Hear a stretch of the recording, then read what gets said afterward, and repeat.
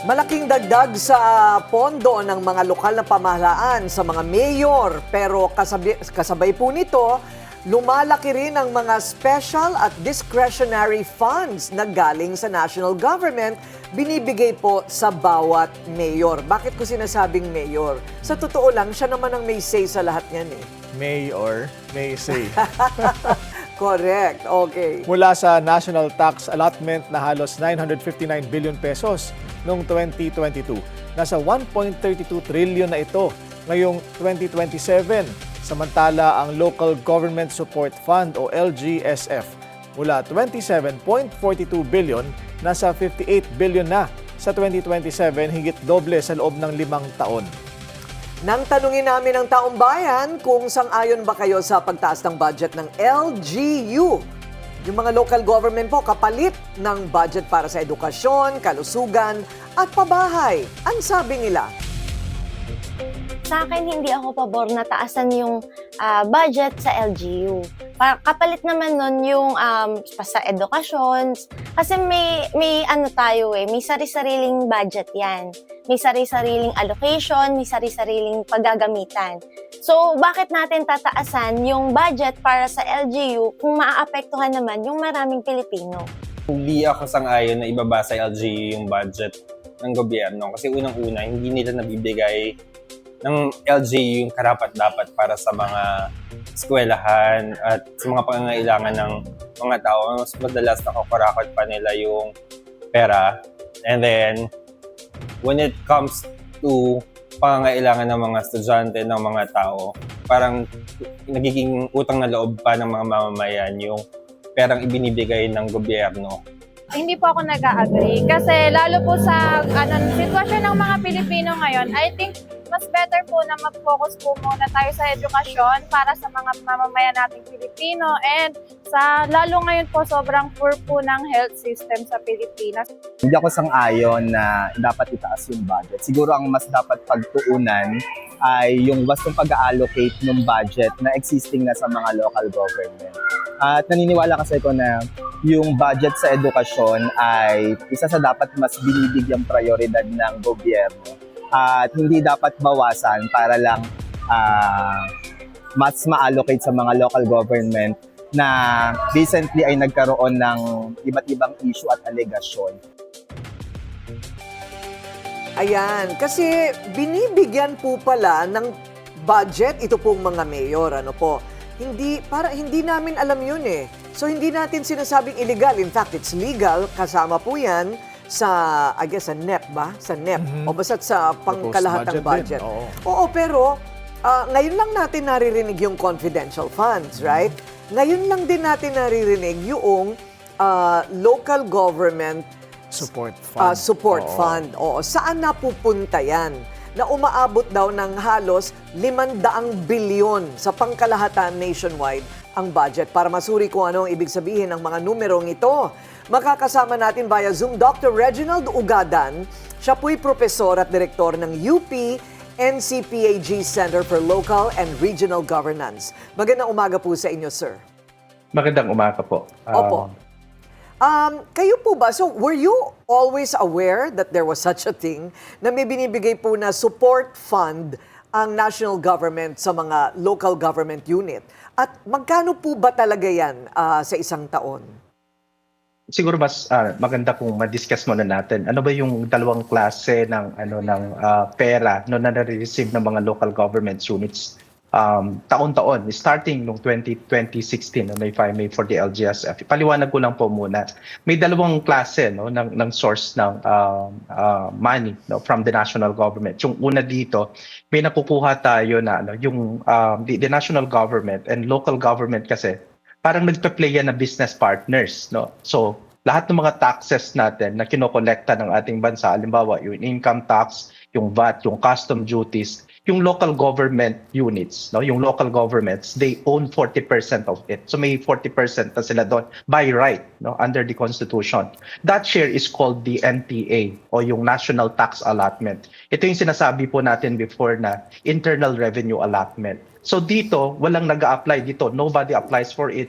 Nobody approves it. Of course, dumadaan sa It arrives in every city yan, in every municipality, in every province, at barangay, in barangay level, no? So it goes to their account automatically every month, no? The way, of course, na parang a partner receives their share of a business. Yung pangalawa dito po is that yung grant. Ito po na medyo ano po ito.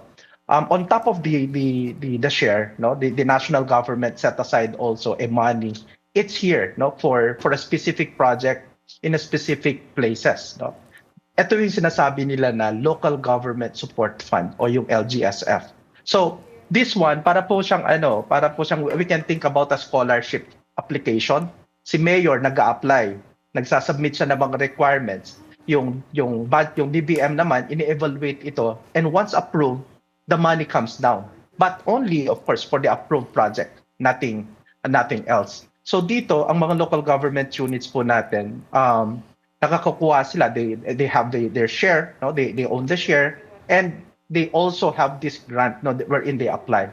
So the share is enormous. Yung NPA po is that it's for the NEP, nakita po namin, it's 1.3 trillion. Yung grant naman, yung grant is like 58 billion pesos siya. So, but the grant is, is where the interesting choices are. Because yung money na yan, someone decides, no, kung saan mapupunta. So, ang sinasabi po niyo, tama po ba ito? 1.32 trillion na national Yes. tax allotment. Ang Yes. LGU sa pangkalahatan sa 2027. Yes. So bakit, ang laking halaga po niya na, bakit kailangan pa ng mga dagdag na pondo tulad ng LGSF at yung financial assistance? Yan po sana yung pinaka-idea, no? If you are to talk about lang yung NTA, yung National Tax Allotment, no? May mga pagbabago kasi ito, no? Nangyari kasi ito, 'di ba, sinasabi ko kanina 40% na ito, no? Parang partnership share ng lahat ng mga local government units sa national taxes, no? IRA yan before, Internal Revenue Allotment yan before. Ang computation kasi niya based on the BIR taxes. Nung 2018 kasi, yung Supreme Court, kung alam po natin yung Mandanas ruling, ang sabi nila, hindi na. Ang Constitution, it says all national taxes, no, including yung custom collections. Pati yung expanded, of course, it expanded, no, yung pot by more than third starting 2022. Yung LGSF po sana kasi para bang ang pinaka-idea kung bakit dapat dapat wala na yan, no, kasi sobrang laki na nga, no, nung nakukuha ng mga local government. Pero sir, Because yes, bago po kayo magpatuloy, sorry to interrupt. One city, can we make an example? Mga magkano po ang nakukuha halimbawa ng, say, Pasay or Makati? malaki yan, no? 10 billion for example, malaking pera na, no, yung nakukuha nila. Of course, kasi may computation yan base doon sa kung paano ba yung share, no? Ito sa and the population and din yung automatic share. Malaki na po talaga yung nakukuha ng mga local government units, no? So kung may ganito pa, may mga support pa, it's too much, no? There's really a lot of money already coming in or flowing, no, from the national government to the local government. Kung napakarami units. kung napakarami na pong pondo ng mga syudad, bakit hindi pa rin nakokolekta lahat ng basura? Bakit yung kanilang flood control program ay ganun pa rin? Bakit hindi nakukuha po ng mga mahihirap yung kanila pong mga benepisyo dapat mula po sa kanilang mga barangay? Those are the observations, no? COA observations have been giving us na yung absorptive capacity ng mga local government units, no? Yung capacity nila, of course, to do all those things. Something that we have to really review. Hindi pa fully devolved. May devolution transition plan na dapat gawin. Of course, that we have to capacitate yung mga local government units, no? Something na siguro pwedeng, if I may just put it into the discussion. Yung observation lang namin when it comes to the total assistance, no, given to local government units kasi parang may siya, no, may, if you are to consider yung local government units as a one department, parang lumalabas na po siya, no, na mas malaki yung flows nung budget na pumapasok sa mga local government units compared to education, no? Ayun, kung oo. yes. So parang sinasabi po namin from about 1 trillion, no, in the first Mandanas year, no, to yearly 1.4 trillion, no, nung na-propose dito sa 2027, yung growth of roughly a third, no. Parang ang nangyayari dito about sa pagtingin po namin about 1 peso in 5 of the national budget now flows to local governments. Okay. And yet, nagrereklamo yung kanilang mga kinasasakupan. Hindi po lahat. Meron pong mga syudad na talaga pinagmamalaki nila at mahal na mahal nila yung kanilang mga mayor. Kasi lahat po ng benepisyo nabibigay talaga. Kahit nga mga aso, nabibigyan pa ng evacuation center. Oo. Hindi ba? Ang dami palang pera na hawak ng mayor. So, yung tanong mo sa akin kanina. Kanina, Prof, nabanggit niyo, someone decides kung saan mapupunta ang ganitong klaseng pondo. So, ibig ba sabihin, discretionary ito? Yes, no, yung LGSF, may iba't ibang klase po kasi yan. Meron yung financial assistance to local government units. Yan po, ina-applyan yan, no, ng mga mayors. No, siyempre may resolution na ka-activate yung na kasama dapat dito sa application, no, approved of course by their Sir, sino po ang nag-a-approve? Kanino po sila nag-a-apply? Nag-apply po sila sa DBM, no? So sa DBM po yung but may mga naririnig po kami doon na may mga ito po kasi parang siya, no? If I may say it like this, yung NPA mo kasi ang nag-move diyan, it's economic movement yan, no? Pero yung LGSF, it's a political move. That's how we see it, no? Because someone of course decides on it, no? So yung DBM of course they will not just just approve it. Kailangan kasi may mga submissions yan. Kung we've heard na may mga senators din na nagsasabi na bigyan ito. Ayun, ganyan, meron na naman for, silang, for the LGSF, may ganun. Parang of course there are of course, nagsasabi din na para ito yung pork na nangyayari for local government units, no? Somewhat on that, but of course we wanted to see more, no? Kasi it's discretionary, ibig sabihin nabibigyan kung sino lang yung napupusuan, no, na nabigyan. Oo, So, talagang political. Oo, so tamang sabihin nga na Yeah. LGU pork barrel ito. Oo. Tama po, no? Parang LGU pork barrel. Yeah, because they apply for it, no? May mga nag-aano po diyan eh. May mga syempre may mga political movements po din sa mga applications niyan. So, paano po na-audit? Paano po na-audit ang mga ibinibigay na pera sa mga mayor? Ganun pa rin po siya, no? It should go through the process pa rin ng COA auditing po ito. Because kapag kami nakukuha po sila na LGSF, no, pumapasok yan sa local government unit sa account nila through a trust fund, no? So parang it's a trust fund.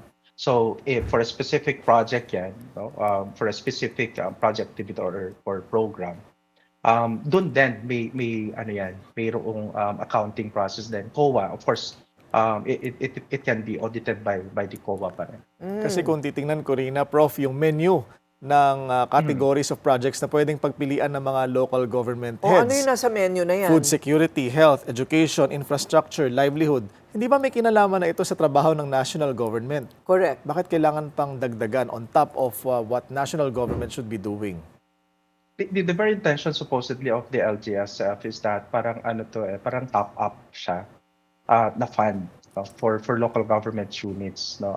For example, kung wala na silang enough na pera, if they were saying or if they're claiming na wala na silang and they wanted to tap nga yung LGSF, they can do that, no? They can of course use or apply for that. So para may discretion yan, pinipili lang, no? May mga kasi pinaka po nito is that yung LGSF kasi is that it's the national government's project fund, no, for local government units. Nag-exist siya because yung automatic share kasi nila, yung NPA na sinasabi ko kanina, for all its virtues, no, cannot be, syempre hindi po yan mababago. You cannot point a formula kasi, for example, sa isang area na typhoon hit na province siya or waterless municipality siya or or parang yung subsidy, no, rice subsidy program pumapasok din po dyan. So, yung LGSF is actually the money that can be, that can be aimed at. It's actually free funds, of course, no, may mga iba't ibang ano po siya, no, may general assistance window siya, may equity fund din, ano, yung growth equity fund, no, for poorest LGUs. At saka mayroon din siyang yung barangay fund tied, no, to yung sa NPFL ka. Pero in Yung fund fairness, tied sir, to- in Yes. fairness, dito po sa nakikita po nating 2027 NEP, from 151% increase in 2026, from 21%, tinaasan ng 151.5%. Sa 2027 NEP, ito po, mababa na lang ang itinaas, halos wala, 1.1%. Why do you think that is? Ganito po siya, no, noong 2022, bumaba siya because of the Mandanas Garcia ruling na dapat niya talagang pabagsak na yan. What surprises me, parang bigla siyang tumaas ulit. Yes. Na dapat, hindi na dapat tumataas pa yan. No? Something that we have to look at, what's the reason behind nung pagtaas. Kasi may Mandanas Garcia ruling na nga, na ang taas, ang laki-laki na nung pera, no, na pumapasok sa sa mga local government So sa ngayon, units. tama po ba yung aming obserbasyon ngayon na hindi nababantayan yan at hindi na pala dapat tinataasan yan? Of course, based dun sa Mandanas Garcia ruling, Yes. dapat ganun yung pinaka-ano niya eh. Parang yung pinaka-purpose sana niya is that to focus on that and not to provide other assistance. Pero nga, syempre, we don't know what are the rationale behind it. We wanted to get more information pa sana. Bakit ganun siya biglang tumataas, no? At saka wala po bang silbi yung meron pong COA unit sa bawat local government. Ano po 'yon? Wala ring silbi 'yon. Kung paano Yung COA ginagamit naman natin. is that, yes, no, of course they do the auditing naman, no, ng sa mga local government units ng COA. They don't have the control kung saan pa yung allocation eh. Pero dito kasi it's more of the allocation in which nakikita namin na yung 2022 parang nakikita ko babagsak siya. That should be the logical effect nga ng Mandanas Garcia ruling. But as you can see, tumataas at tumataas. Although walang 'di ba significant change ng 2026 at saka ng 2027. Parang ano po siya. Baka ayaw lang po nilang masilip. Kasi po, ito po, no, I understand that, okay, now, in general terms, we are questioning even the existence of the LGSF. Pero sabihin na natin, bumaba naman siya eh, di na naman masyado mataas. But every million, for example, or every peso from the taxpayers' money has to be properly audited. We don't mind na napupunta po sa mga mayor yung pera. Sabi nga po nung kausap namin kahapong mayor, kalahati daw po ng LGSF, in his city anyway, napupunta sa libreng pabigas. Ang tanong ko, sir, bakit hindi na lang kayo gumawa ng job fair or yung panimula na pagnenegosyo para sila na lang ang bumili ng bigas nila para sa sarili nila kesa naman na yan po ay parang ayuda na naman, di ba? So, aside from, nakikita po natin kung paano lumalabas ang auditing, yung masinsinang auditing sa pondo ng Office of the Vice President. Ilan pa po yung ganon, hindi ba? Wala tayong nalalaman kung saan nila ginagastos yung perang yan, Willard. Kung meron bang notice of disallowance? Meron ba silang mga Na notices binigay of yung COA? disallowance? Kaya pala yung mga mayor may ganon din. Oo, may notices of disallowance. And wala po daw, according to former chairperson ba? Commissioner. Commissioner. COA Commissioner, yes. Okay. Heidi. Commissioner Heidi Mendoza ng COA. Hindi po sumasagot ito pong mga mayor na ito kapag pinapadalan po sila ng notices of disallowance. Tapos minsan kasi kasangkapan na nila yung local COA, resident COA nila. Yes, oo. Kasabwat na. Sir, so yung inyo po bang grupo, ano ba yan? Pang-analyze lang po ba? O pwede po kayong magpasakali? O kaya po mag-demand or have a position paper and submit it to Congress? Ang sa amin naman po is that, of course, no, for when it comes to local government, local government or local governments in the Philippines, that's what we've been doing sa sa Center for Local and Regional Governance. We've been studying yung behavior, or what are the trends, or what are the issues, and of course binabantayan din po namin yung ganitong mga usapin na paggamit ng pondo. Siguro we wanted just to have three things lang na po. Siguro about all about these issues on the fund, and of course the LGSF. Una siguro yung this year, no, in this budget, we are calling of course to restore yung 1 billion cut, no, from the growth equity fund, yung sa part po ito ng LGSF, no, and to require every window of the support fund to publish yung kanilang criteria and its releases, no, kung pwede po siya town by town, no.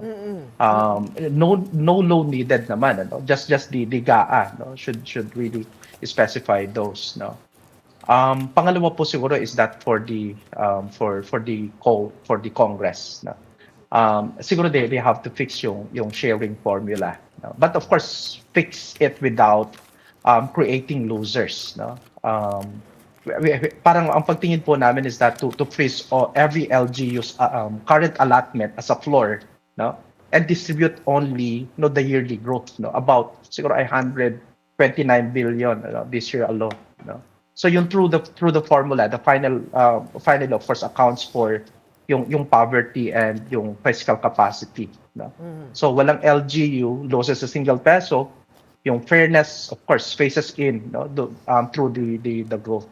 So within 5 years, of course, a third or of the pool, of course, is actually equalized. May mga alam namin na may mga sa Congress din nag-initiate na nito. And lastly, permanently, yung transparency as the default.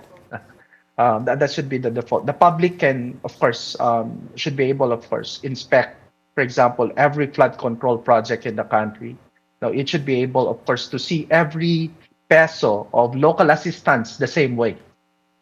Okay. So, yeah, for us, of course, that's of course through our center, is ready, of course, to build and maintain yung database and of course yung simulation models. And Prof, Para nabanggit bang- ninyo kanina na you're calling for the restoration of the 1 billion peso na natapyas doon sa Growth Equity Fund na bahagi ng LGSF. Bakit po, sir? Ano pong silbi ng Growth Equity Fund? Kasi po yung Growth Equity Fund identified kung sino-sino yung mga poor na dapat magbe-benefit, no, disadvantage or nasa GIDA areas, no. Maganda itong dapat ibalik ito. All right. Since And- it's really clear, no, na mabigyan yung mga dapat na mabigyan ng mga local government Oo. units dito. And may pangamba naman na baka magamit at maging daan ng LGSF for political patronage yung utang ng loob ng mga local government sa national. Paano may iwasan ito? May iba't ibang forma, no, yung LGSF, as I've mentioned a while ago, yung financial assistance to local government units, yan yung napaka-discretionary. Yung GEF naman is that's identified, no, kung sino-sino yung mga local government units na dyan. Tapos meron po yung NTF LCAP, no, para bang support to the development, no, ng mga barangays, no. So ang sinasabi namin, of course, the LGSF, no, it can serve its real purpose kung dun sa GEF pa lang, no, mas ma-enhance siya, no. Okay. So if you were to make, say, 3 to 5 recommendations about this LGSF, mga bagay po na hindi pa ginagawa hanggang ngayon, just to make sure na ito pong halagang ito ay napupunta talaga sa tao at hindi lang po sa pamumulitika, what would those be? Napaka po no, of course for me, siguro remove the financial assistance to local government units, and review, no, kung paano ba yung process nung pag-approve nito, no, and how make it transparent, no.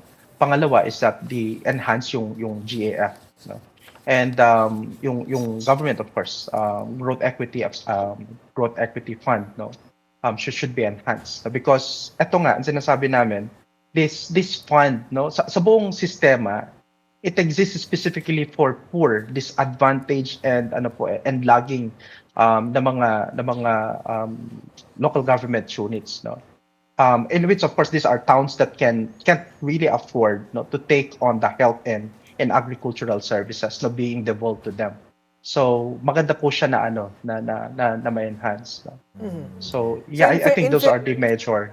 Yeah. So in fairness, in 2026, umakyat siya ng 800%. Oo, dati 0% Oo. nung panahon Yeah. na nakarang administrasyon. Binawasan ngayon ng 8% lang pero at least tumaas siya ng ganun kalaki in 2026. What about the auditing system on how the mayor should be accountable how this money is spent? Meron po bang dapat ma-reform? Kasi it's the same process pa rin naman po siya, no? Kasi papasok yan as a trust fund sa ano sa mga local government units. It should really go through that. Of course, no, yung role ng COA is critical.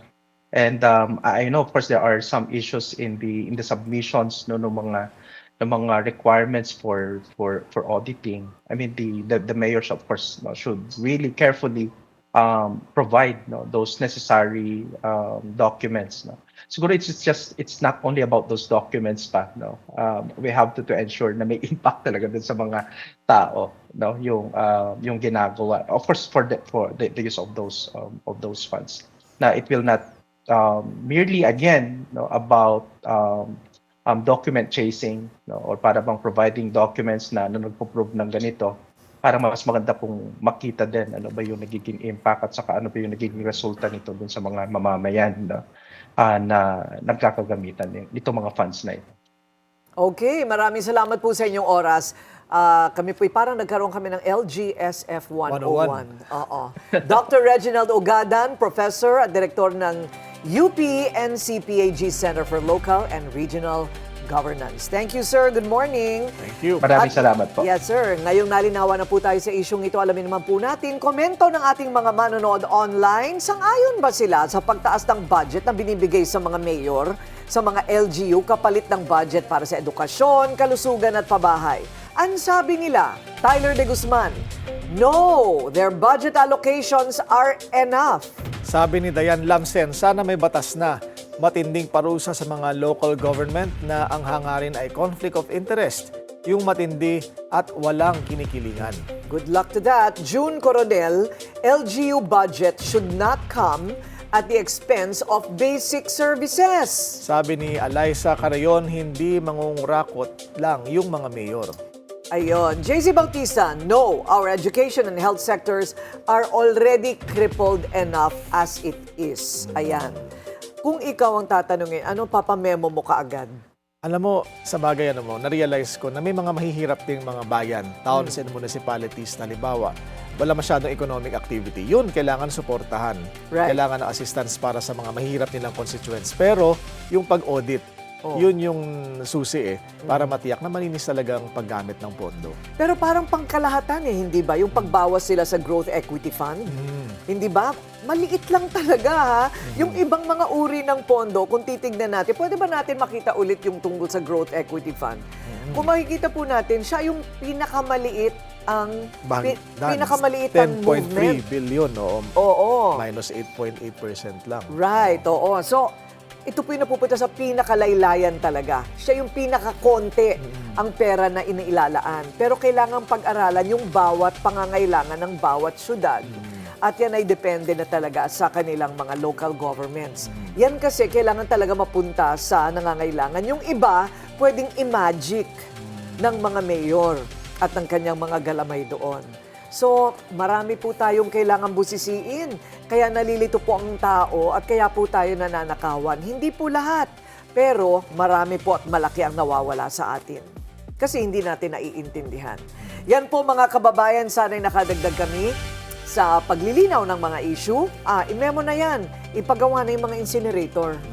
Yung mga waste to energy program. At mapakinabangan pa yung energy para sa dagdag kuryente. Ayun na nga. I-memo na yan ha.